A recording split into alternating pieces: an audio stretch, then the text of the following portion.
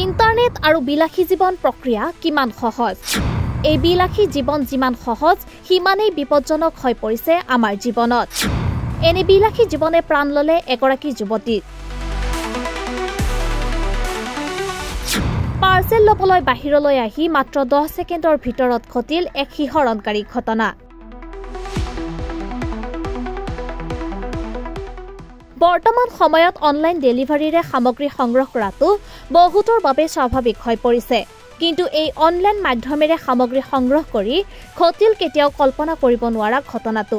parcel সংগ্ৰহ কৰিবলৈ গৈ ঘটিল এক শিহৰণকাৰী ঘটনা ঘৰৰ বাহিৰতে গুলিয়াই হত্যা কৰিলে 22 বছৰীয়া মডেল যুৱতীগৰাকীক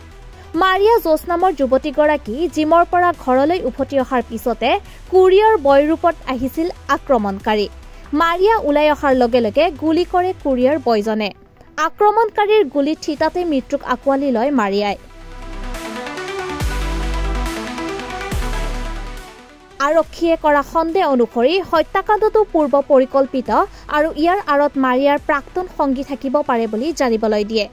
চলিত মাহৰ আৰম্ভণিতে মাৰিয়াই নিজৰ প্ৰাক্তন সংগীৰ বিৰুদ্ধে ঘৰুৱা হিংসাৰ গোচৰত আৰক্ষীৰ কাষ চাপিছিল প্ৰেমিকৰ বিৰুদ্ধে নিৰ্যাতনৰ অভিযোগ দাখিল কৰিছিল আৰক্ষীৰ ওচৰত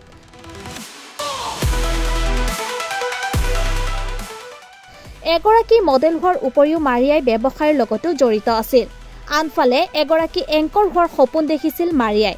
কলম্বিয়াৰ কুকুটাত সংঘটিত হৈছে এই গাৰ্নুম শিয়ৰি উঠা ঘটনাটো